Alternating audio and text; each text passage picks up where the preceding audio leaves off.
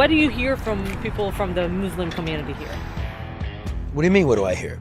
Ask me a question. About the election. It's election time in Michigan, and so out-of-town reporters have booked their tickets to parachute into Michigan to inspect us like it was mating season for the red-ass baboon. So there are 70,000 adults in Dearborn, but there are 1.1 million people in the automotive industry in Michigan. I tell them the key to Michigan is Dearborn, but not this Dearborn. It's this Dearborn. It's all about cars here in the Great Lakes State, and it's not going well. This is the parking lot at the Ford World headquarters in Dearborn. It's full of unsold vehicles. Likewise, this is GM's world headquarters in Detroit. It's a ghost town. They're moving out next year. It's not a bustling beehive of innovation, is it? Chrysler's headquarters is in Auburn Hills, just up the highway. The place is a tombstone. Its European owners just killed the Ram truck here and are expanding it down there in Mexico. But the workers up here are the ones who are out on their asses, and they're not happy. And I've been here 4 years working hard. See, I'm sweating, hot, tired, legs hurt, knees hurt, back hurt, and you want your car back. You want to give these jobs to other people so you can pay them less than what you're paying me. Traditionally around here on 8 Mile, you knew it was busy if you saw the trains running, you saw the hookers out on the street. But you don't see no hookers no more. They don't work this area. And I don't see hardly any trains running over there anymore, Charlie. They're laying off thousands of workers in Michigan and hiding thousands of unsold vehicles. And that's the story here in the Great White North. Now, some kittens.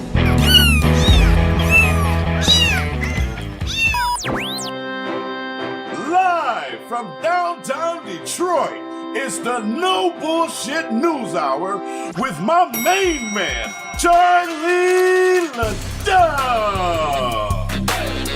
and Karen Dumas. It's just it, breaking news. Double or bullshit. Double or bullshit. Well, not so much Karen Dumas. See these balloons?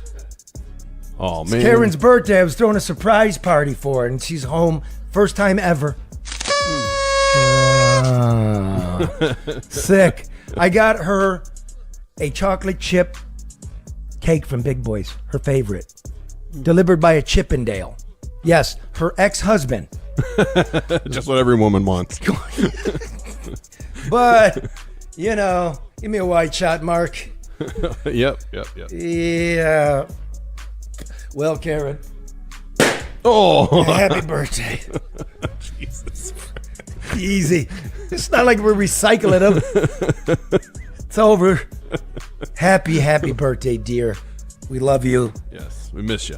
Yes, we do. Got Ramon Jackson, the advocate, the man tearing through all the voter registration, the voters, the absentee voters, the ghost voters. A very reputable man. How you doing, dude? How you doing, Charlie? Told you we'd have you back. So the federal court threw out your lawsuit, right? Yes, sir. All right, we'll get to that. Yes, sir. But first, as promised, because this is the election season. It's not election day anymore. It's 36 days of Votapalooza in Jocelyn, Benson's Michigan, right? You can start voting 28 days before the election, and we accept ballots from overseas until 6 days after the election. And we're going to get into all of that. Joss, I'm going to tell you something, you dope. You're a dope. You studied political science, and Elon Musk studied real science. And we're going to go through the numbers because it's you who are purveying disinformation, and everybody knows my position on this. I do not claim fraud went on in 2020, as I was the man in Michigan that processed the most absentee ballots, but you are leaving this door wide open for conspiratorialists and for cheaters, quite frankly. But as promised, the Crocodile Dundee of immigration, the man who's slogging through the jungles of Panama and Colombia, the guy sort of being kidnapped by the cartel, want to know what you're doing here, bro, right? He just got back from the Mexico-Guatemala border. I mean, no one else is doing this. The guy wrote this book right here. It's a great book. It's a classic. Since nobody in the world is covering this story like Todd Bensman of the Center for Immigration Studies, just know, Everybody that's here 3 generations from now, the only man that was chronicling the journey was Todd Bensman. This is his book. It's a terrific one. It's called Overrun, How Joe Biden Unleashed the Greatest Border Crisis in U.S. History. I think that's just a fact now. That's not even opinion. It's just a fact. How you doing, Todd? I'm doing great. Thanks for that intro. I'm totally stealing that Crocodile Dundee of immigration. All right, let's do this. Let's introduce the listening public here to your latest piece of work. You're on a fucking raft. What's the name of the river that is the border between Mexico and Guatemala? That's the Rio Suchiati. Okay. So, this is Todd on the river Rio Suchiati. Hi, I am on the Rio Suchiati River, which is the boundary between Guatemala and Mexico. This is where hundreds of thousands of U.S.-bound immigrants are crossing to get to the United States eventually. But right now, the Mexican government is hemming them up and blocking their northward progress in the southern state of Chiapas. This is Chiapas over here, Mexico. They're all headed over there.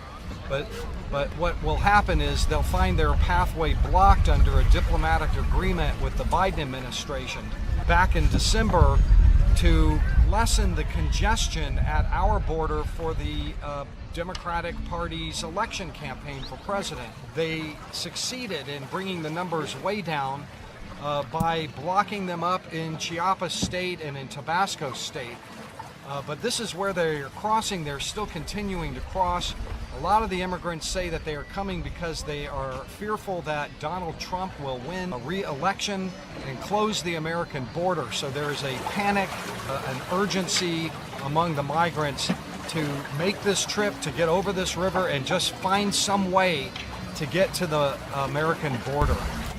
The Guatemala side now is, we're told, riven with gangs that are controlling the trade now.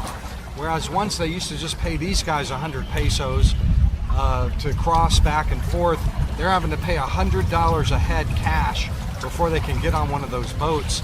And it has to be escorted. So a lot of these boats have an escorted, like a coyote on them, and you can see them. I tried to talk to one a little bit earlier and I couldn't do it.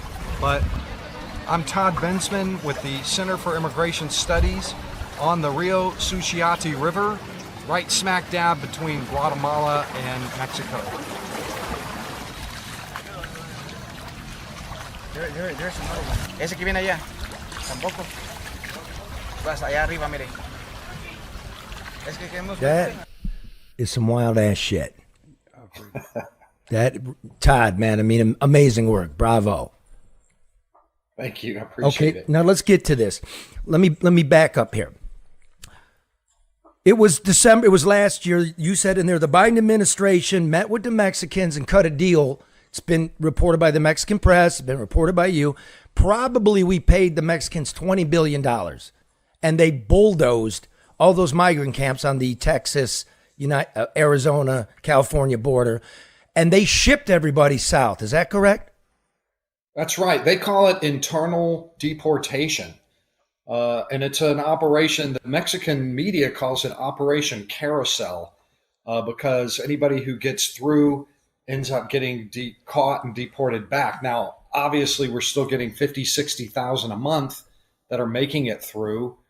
Those are the rich ones that can pay cartel smugglers to pay everybody off all along the way. Cost is no object, but for the most part, hundreds of thousands, untold hundreds of thousands have been trapped down there to keep our border from looking so terrible and making the media go away and do other things. So the point of the trip was to go down into the, I call them caged cities, and see what's going on inside them.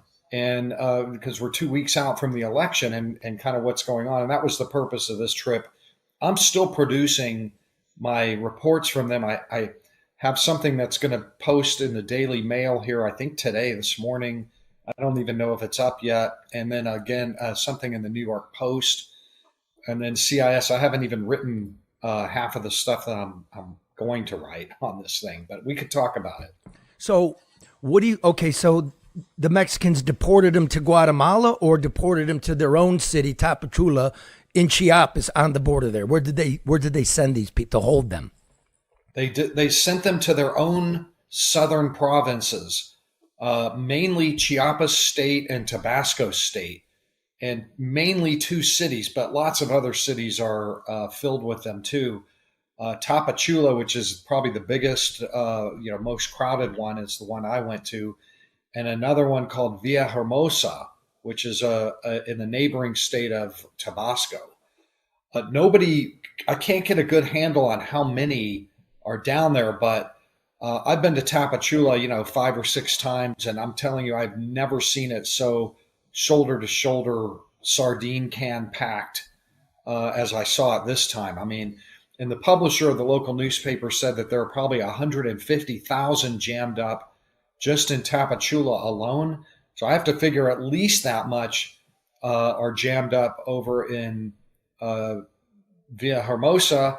And now they're doing population transfers within those states where they're busing them to other cities just to relieve the horrendous congestion, the high misery index that have developed as a result of that Biden diplomatic deal, where they're all jammed up down there. It's horrendous what's going on down there, to be honest. I mean, even, the most ardent anti-immigration restrictionists would have a hard time not feeling that down there. So it seems to me the Mexicans have no intention of sending these people home. It's just bottle them up for a minute, and over the next couple days, couple weeks, couple months, assuming, let's say Trump wins, we're going to get a bum rush. And if Harris wins, they're coming anyway. Is that what we can expect?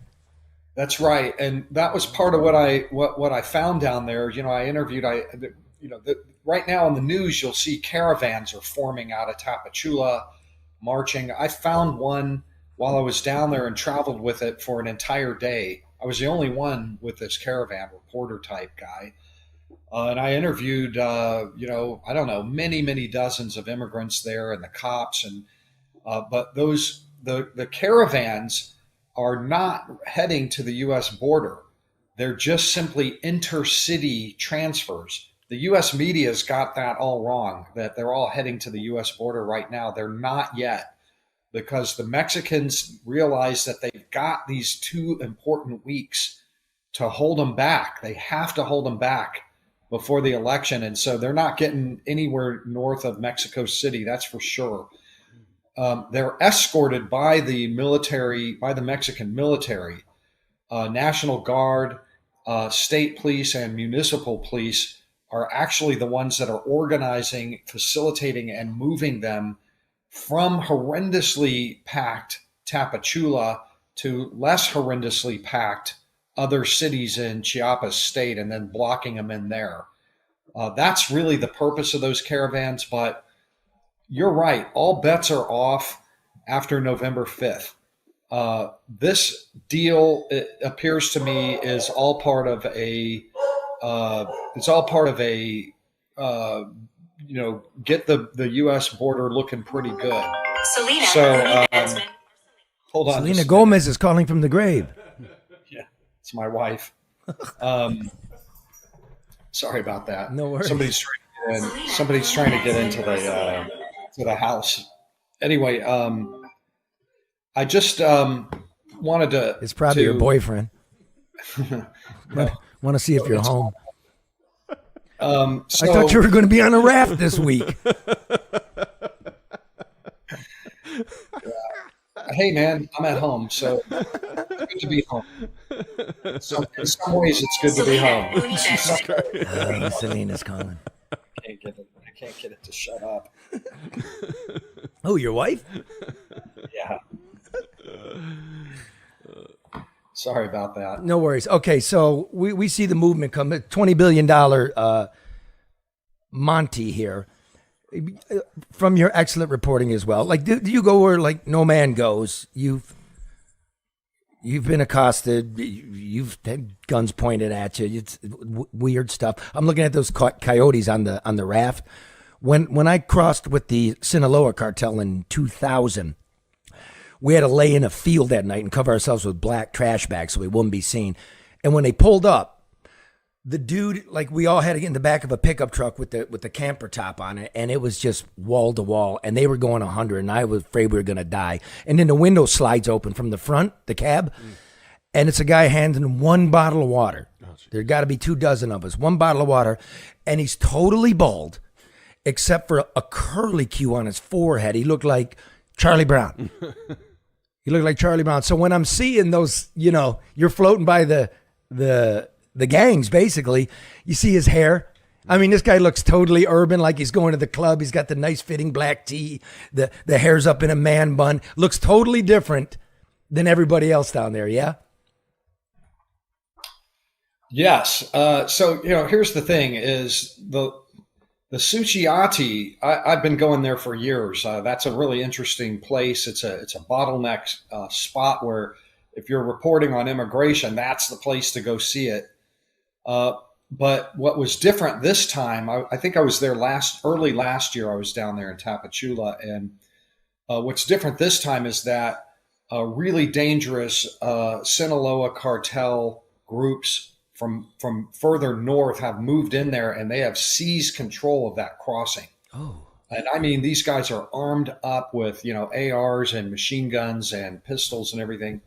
And so everybody who is crossing there has to pay the toll now. They get, I have dozens of testimonials about that, to cross on those little boats now. And they have to have these escorts, and you can see them. They're all around. Everybody's scared to death down there on that crossing area. I had some of the kind of workers in the area tell me about what was going on, and it was in whispers and secrets and looking over their shoulders. I mean, I'd never seen that level of fright around that area before. It was usually really chill. In fact, that's Tucunaman, the town of Tucunaman over in Guatemala. And I always go over to Tucunaman and hang out and, rent a motorcycle and drive all around and et cetera. But this time I didn't want to go over there. It was just too hairy even for me. So, but the thing is that I guess the bigger picture is that the diplomatic deal that we're talking about that jammed up all these people gave rise to this opportunity for the cartels. That's all on the Biden government. It's on the Mexican government too, which all along should have been blocking that border, has always needed to block that border and do deportations so that this kind of thing can't happen. And did so under Trump eventually. It did so under, people were moving through up until a certain point under Trump, but Trump is the one who invented this blockade idea for Mexico. Trump came up with it back in 2019 and said, listen, if you don't guard that border down there and block people from coming in huge numbers, it'll be 28% progressive trade tariffs on you. And so the Mexicans complied, and it worked. It worked just like this is working. I'm not saying this is a terrible policy. It's just that under the Biden-Harris administration, it's temporary. It's just until probably about November 5th. And so everybody there that I interviewed are like, my God, if Trump wins, we're stuck out here.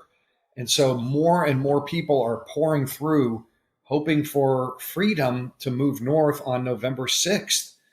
And let's make a point here. I mean, $100 just across a river. I hope people understand how impoverished these nations are that these people come from, and what $100 means. I mean, you sold everything and you're moving. There's no place to go back to, right? It's just netherworld. I mean, it's a lot of money, but listen, most of these are economic migrants. They're not fleeing something horrible. Right. It's just that they thought that the border was open, get in, and then we had an election where the Democrats were suffering from polling about illegal immigration. So they got caught up in that. They got caught up right in mid-stride sort of a thing. I'm thinking that if Trump wins, there'll be the transition period, about 10 weeks, where we might very well see a really mad rush over the border as Mexico releases these people finally. And if Harris wins, I'm thinking that the Mexicans, like, we did our part. We met our bargain. We did our part of the bargain, but we're done now, and we'll let them go there, except that that'll continue for 4 years. So Trump will get this thing back under control. They're right. The immigrants are right. They're going to get pushed back into Mexico. But the Mexicans are going to be like, as long as you can get through, get while the getting's good. Now let me bring Ramon in here. Ramon Jackson, the Advocate, Detroit, Michigan. Ramon, it seems to me that our biggest problem with immigration, the whole system, is Mexico. For instance, we belong to a trade bloc, right? So the black jobs Trump was talking about. Yes, these are American companies exporting our jobs to Mexico, yes, paying them $3 an hour and bringing it back up here and expecting us to be able to afford it. Yes. And number two, the plurality, not the majority, but the most of people that enter illegally are Mexicans. Mm-hmm. So what is your take on that, being a Detroiter, and what you see for the black community here? First, I want to say to Todd, thanks for the work that you're doing down there, Todd, man. You're a patriot, man. I thank you for the work. That NAFTA, when Trump kind of got into office, Trump renegotiated the NAFTA agreement. And people don't understand, during that agreement, it was 62. Before Trump renegotiated, it was 62 production that had to stay here. When he renegotiated, it went to 75 production. And that means that 13% was increased. That means millions of jobs was kept here in this country. Us knowing that the automotive industry is a job placement for the black community. So if you are taking jobs out of the country from people that's in the country, you're taking away people opportunity to be able to support themselves. So I agree 100% with the tariffs that Trump is placing on John Deere, the automotive industry, and that tariff he placed on Mexico to get their immigration in order. And, when he talks black jobs, I think we both get it. The media makes something out of it. It's like, it's an urban center. Mm-hmm. As you said to me yesterday, like, we understand the pecking order. And these factory jobs are very important to black society here. Not just factory jobs. When you go, I was talking to a person, and they was talking about Uber, even Uber jobs. Immigrants is doing Uber jobs. It's a lot of black people in this country and white people that just won't drive Uber. Don't matter what race they is.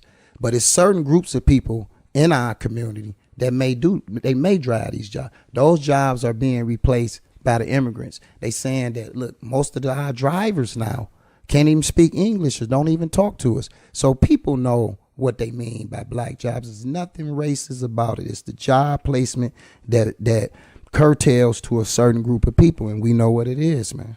And when there's a scarcity of workers, that means to get them, you got to pay more. When you got an overflow of workers, the price comes down. Yes, sir. And that hits us all. Yes, that's sir. just simple math, sir. man. Yes, sir. Yes, sir. Todd, I just want to get quickly your personal perspective. This is a crocodile gringo here, and you're floating around, fucking around with cartels, flying a drone, right? Going live on the camera.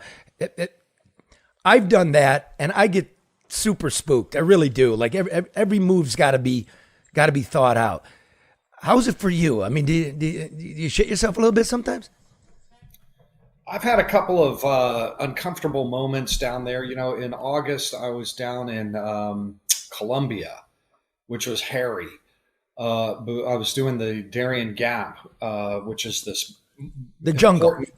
Yeah. And that whole area was controlled by this group called the Gaitanista Self-Defense Force of Colombia, which is just a paramilitary drug cartel, basically. But they've got like 8,000 guys under arms, and they control this whole area. Anyway, they caught me filming, and they jacked me up pretty good. I wasn't sure for a while there I was going to get out of the town that I was in. But I'm here to tell the tale. The Darien Gap, by the way, is a major story. You have the as an aside, Panama's new president took office July 1, has offered to close the gap. All they need is a little bit of American money and diplomatic muscle, and the Americans won't give the guy a dime to close that Darien Gap. They're leaving it open. But you mean because once they close it, there's a bunch of foreign nationals on Panamanian soil, and the Panamanians don't want refugee camps. They want to fly people home. And America, if you don't want these people coming to you, give us some money to fly them home. That's all we're asking. That's right. That's right. So they just want to fly them back, which creates a deterrence. You don't want to spend $10,000 to cross through and get all the way to the U.S. border for smuggling and all the rest if you know you're going to end up flown back to Africa or wherever you're from. But the Biden-Harris administration won't give them the money. So the gap's open to this day. It's really a squandered golden opportunity to really close down a lot of this. There's people from 190 different countries coming to our border. On this trip alone, I met Iranians and Vietnamese. I'd never met Vietnamese before, but there were tons of Vietnamese in Tapachula, long lines of them, backpacking through the middle of town. And in my hotel too, Armenians, everybody from every country on the continent of Africa. Those people all came through the Darien Gap. Chinese, all the countries. Let me pause you there a second, because 190 countries is basically every country on earth. So you have Russians, and we don't really have good diplomatic relations with the Russians. You have Chinese. We don't have very good relations with the Chinese. Venezuelans, we don't have very good relations. Not Nicaraguans, because they're north. Cubans. If the president of the United States, let's say Trump becomes president of the United States, he says, what we're going to do is round up these criminals. Our first priority is the criminals. If you're a Russian criminal, right, you're part of the mafia, or you're part of the Venezuelan train gang, or you're some group from Cuba, how are we going to send them home if those governments refuse to take these people? Where are we going to put the people, the bad guys from countries where we don't have relations? Pretty simple answer to that. It's called economic sanctions if you don't take them back. And also visa restrictions. Nobody from your country gets to come in on a student visa or a business visa or a tourist visa ever again until the day you start taking them back. Now, Trump understood that calculus and did it with a whole lot of countries, actually did it and got they're called recalcitrant countries, and got the recalcitrant countries to reverse their recalcitrance. And now all of a sudden they're quite friendly about receiving. I told you, Ramon, that Todd knows his shit. Oh man, Todd a good guy out here in the field, and he's I see who he support. He know what he talking about. Recalcitrant countries. Have you heard that? Not me. I've been asking. Write that down for us, Todd. Yeah, write that down and do it phonetically. There you go. Anyway, the point is that, the Biden administration said, well, God, they won't take anybody back. So I guess we just have to keep them. But that's just patently untrue. You just simply say, take them or else. And that's the way the world works. Okay, Todd, you can hang if you want. I'm going to do a few spots here, and then we're going to talk about Michigan in the election rolls. You probably want to go. Your wife's locked outside. And no, that's long story. But he's like, no, I got her locked in the basement. No, you got it all wrong. All right, you want to hang with us? Yeah. All right, great. You hear what's going on in Michigan. But first, Todd Bensman was brought to you by Luke Nowacki, who reminds you that the politicians lie to you, the media lies to you. How do you know if your investment statement is lying to you? This is what you do. You call a money man who knows you, knows what you need, knows your risk aversion, right? He's planning a future for you. Do you have kids? Well, do you have kids, Ramon? Yes, sir. Do you have a college account for them? Not yet. Do you know what a 529 is? No, sir. Exactly. I didn't know either till I called Logan. What do you mean a 529? Mm-hmm. You put money in the market, it makes money, compounds. When you take it out for your kid's college, no tax. 529. 529. In fact, you don't need to remember that number. You need to remember this number. 248-663-4748. Write that down. Here you go. Get that down. I'm telling you, Luke Nowacki, he's the guy. He'll tailor a financial plan specifically for you, from annuities to retirement accounts to college savings, which is a 529. Luke Nowacki. He'll worry so you don't have to. 248-663-4748. And Archangel Senior Management. If you're looking to invest in something socially responsible, this is where you want to look. Archangel specializes in elder living within the neighborhoods. It's lovely. It's nice. There's gardens out front. There are neighbors who look after you. They're not loud. They're not rowdy. The living space is small. If you're an investor, you call Joe LeBlanc. I won't explain it all, but you're going to invest in the property, right? And you get your return. And the caregiving gets paid, and along the way, they're able to buy the home if you're so willing to sell it to them. This is sort of how it works. So the caregivers have a buy-in. You, the investor, have a buy-in and a return. The neighborhood has elders, which it should, and the elders live way better than we know they're living now, because we saw what happened and what's going on with them in COVID. Mm-hmm. Right? That's Archangel Senior Management, 989-614-0416. The care is genuine, the owners are local, and Archangel has Overwatch. 989-614-0416. Right? Right. Man, I got a Karen, happy birthday. Got a bucket of chocolate for you, but your head hurts. No, excuse me, too much coffee. All right.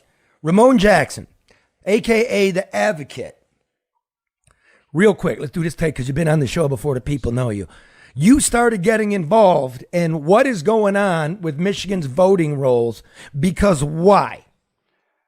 What's going on with Michigan voters' rolls? They are being inflated with fraudulent people added to the list that moved away, or people kept on the list who's deceased or moved away and been gone for years. So they got people that they allege that live overseas on these lists too.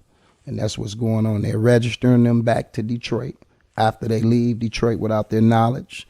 And they're casting votes in their names without their knowledge. That's what's going on. And in 2020, you started looking into this. In 2020, you voted in person. Yes. And then you came to find out, no, you voted absentee. But I didn't vote absentee. I voted in person. Exactly. Yes. Your friend John Kennedy, nice guy, moved out of Detroit years ago, right? Never voted. He's never voted in his life. Never voted, never registered to vote. But all of a sudden...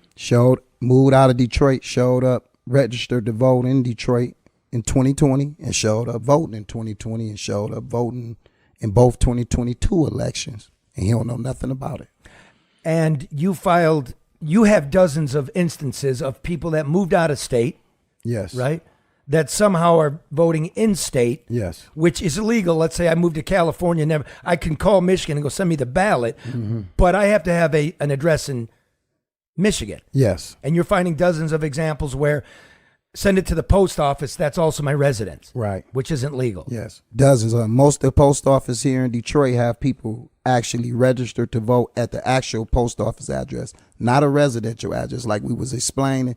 You can use the post office to get your ballot sent to you so that you can vote at your residential address. But when the post office and the residential address is the same, that's illegal. So you brought this up. You're not a joke, dude. You're like, it's pretty deep. And just like we started the show, like, everybody from around the world's calling you, the Germans, the Swedes, CNN, right? Everybody. Yes. So you're a serious person. Your findings are correct. You had a suit in federal court that was dismissed yesterday? Day 4 yesterday, Monday. By what grounds? Standing. What, you can go ahead and... Okay. First off, I want to say this. The same thing, all the lawsuits on election integrity that's been dismissed, it's the same concept. If you remember the debate between Donald Trump and Kamala Harris, they brought up the election lawsuits, and the same thing the presidential candidate stated, that The judge dismissed all the cases because of standing. He said that I'm an ex-president, and I said I don't got standing. My case was dismissed. I'm a black man from Detroit. My case was dismissed. Prove it. Because of standing as well. Okay, Monday. And they said in my case that Jackson cannot show that he suffered an injury, in fact, that is concrete and particularized. His claim that the conspiracy resulted in the dilution of his votes in prior election is an injury to his right to vote like all citizens who participated in the electoral process. The type of injury is so widespread that it amounts to a general grievance rather than a particularized harm. What they saying is that it happened to all of us. So yours is not particular. Yeah, it's not that strange. Yes. So what Ramon Jackson said, you didn't even bring up the fact in this case that your ballot got changed. What I didn't bring that up, but I brought up the fact that I was registered to vote after I moved away at an address I never ever lived at. And they also a ballot application was formulated in my name. They never mentioned that in the response because that was a particularized harm. Just like they never mentioned my friend who moved away, who was registered to vote back here without his knowledge, and votes was cast in his name, because those are particularized harms that they have no response for.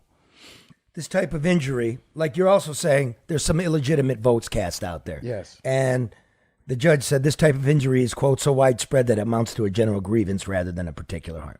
Yeah. Okay, so now, I'm not alleging that there's widespread fraud. In fact, as you know, I probably, quite likely, processed more absentee ballots in the state of Michigan in 2020 than anybody at TCF. But having said that, this process is so fucked up, it's so junky, and it's so incompetently handled by Secretary of State Jocelyn Benson that you leave the door wide open. You could drive a Mack truck through this for not only conspiratorialists, but actual fraud. Mm-hmm. So let's back up. There's a little famous Twitter spat here between Elon Musk and Jocelyn Benson. And before I read this to you, I want to remind you something. In college, Jocelyn Benson studied political science, and Elon Musk studied actual science. So this should tell you about math. Now, on Twitter, Elon Musk says, Michigan has more registered voters than eligible citizens. Is that true? Is that true? Well, the fact of the matter is, today on Jocelyn Benson's own voter information site, government site, there are 8.44 million active voters on the rolls. Michigan has 7.9 million adults. Okay? Mm-hmm. So that's 106% of the adult population is registered to vote. Jocelyn Benson tweets back, let's be clear. Elon Musk is spreading dangerous disinformation. It should be noted that misinformation is taking information and presenting it incorrectly. You didn't quite know. Like, I thought 2 times 2 was 5, right? Well, it's not. That you're misinformed. That's misinformation. If the government or some expert says 2 times 2 is 5, here's the study, everybody knows it, that's knowingly doing it. That's disinformation. The political scientist Jocelyn Benson says, here are the facts, and she's going to give us some math. There aren't more voters than citizens in Michigan. There are 7.2 million active registered voters and 7.9 million citizens of voting age in our state. Musk is pushing misleading number that includes 1.2 million inactive records slated for removal in accordance with the law. Couple of things here. Let me see that again. I'm going to go through that. Let me just go through her response. Number 1, there aren't more voters than citizens, she says. There are 7.2 million active registered voters. That's incorrect. There are 8.44 million registered voters in Michigan who can vote if they so choose. Today. Maybe 1.2 million haven't voted in a long time, and they're scheduled to be released. Slated. Like after this election and after the 2026 election, but they can still vote. That's part 1. Part 2, Madam, you're spreading disinformation. You're a dummy. Go onto your own site, the Michigan voter information. I took a screenshot. According to you, updated this morning, there are 8,444,000 registered voters.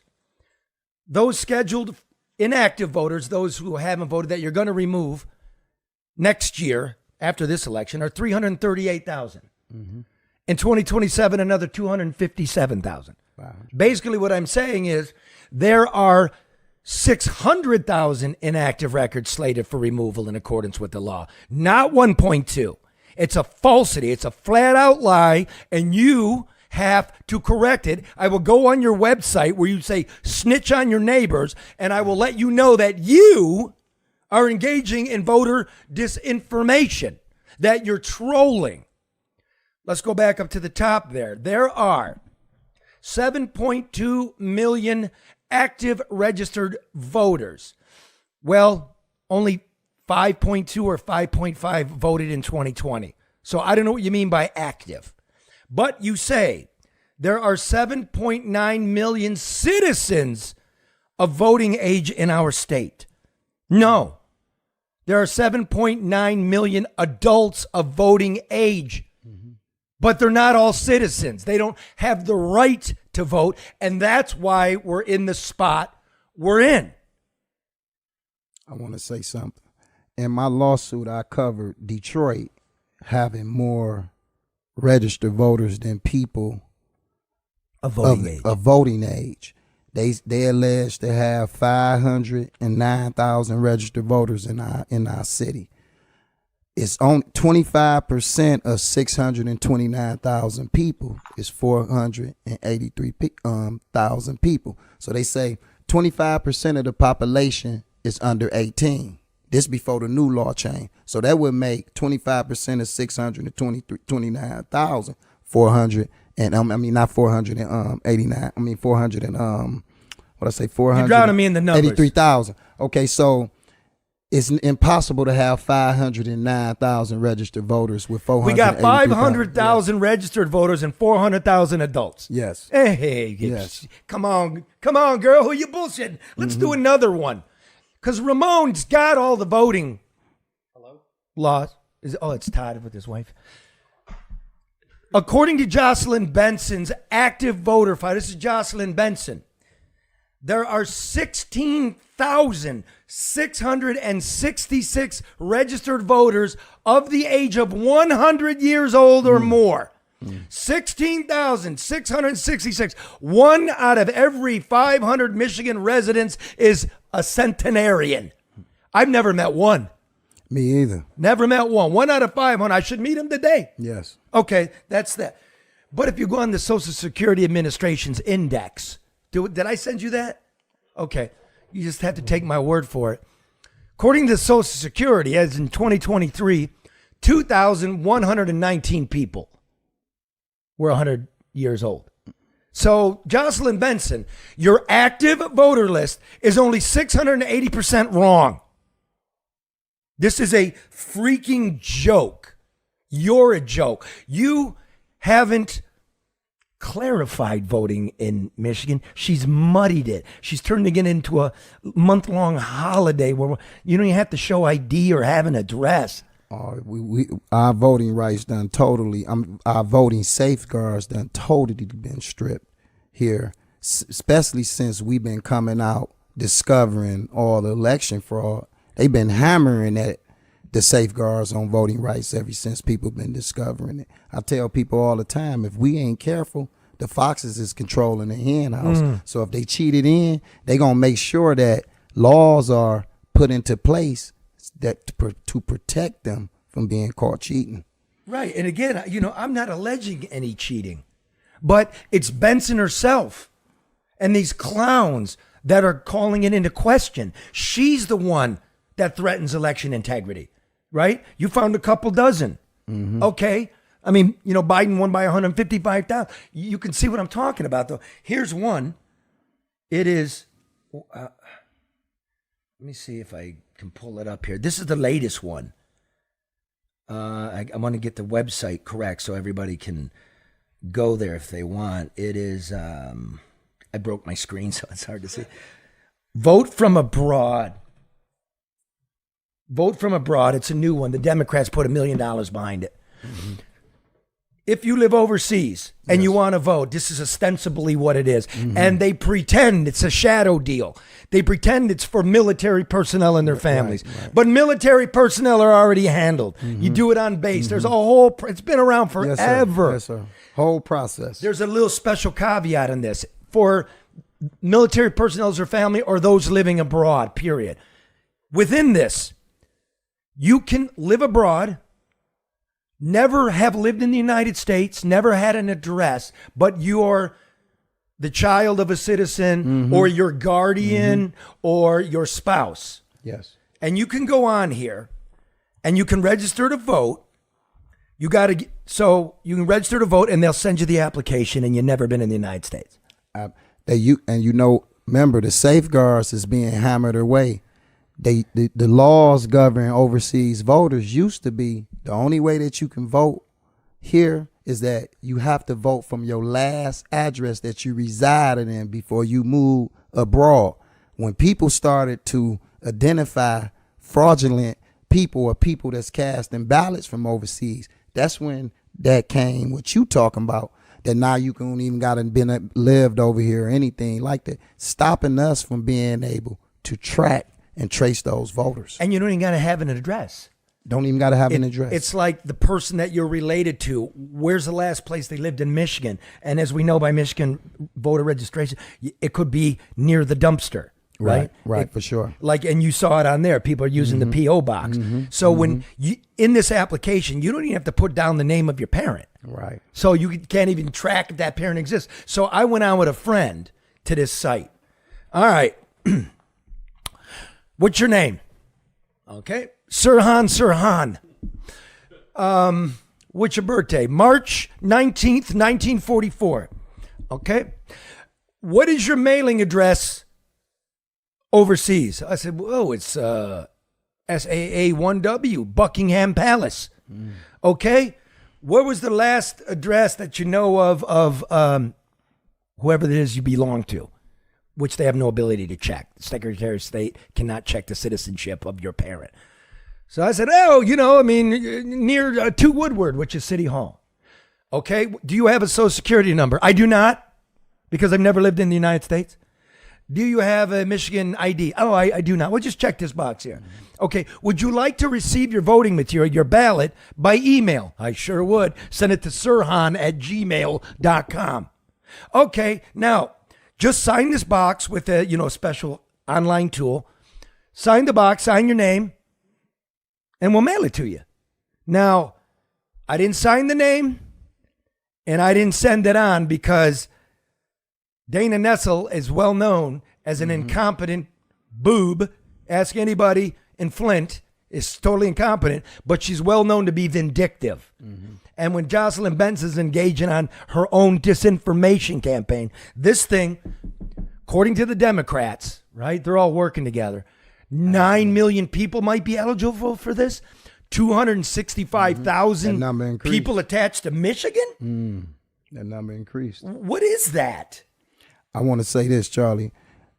To be able to put a safeguard on them overseas voters, we have to make sure that those ballots landed to them and the applications adequately went to where they supposed to be voting from, or they mailed it to the address and then mailed it back. We caught them like that with an overseas voter named Beckman back in February.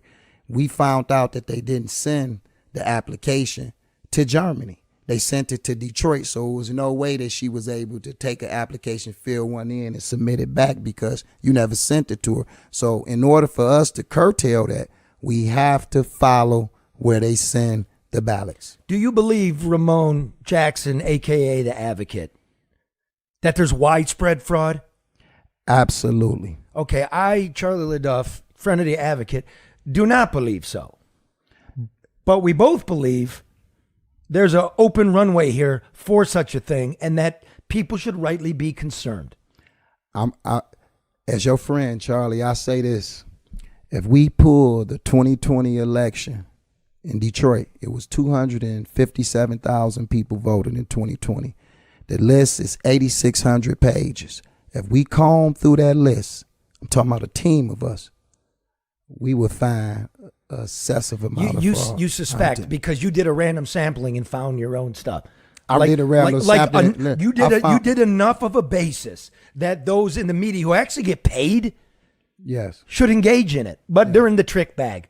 I found enough instances where the pattern was discovered of utilizing people who have moved out of Detroit and never ever voted in their life, and it was registered back here and voted when they left absentee. Okay, listen, I gotta piss. So, happy birthday, Karen. Ramon, thanks for being here. Todd, you still there? Thanks for having me. Hope your wife got it. All right, we'll see you next week. Remember to vote. Vote often.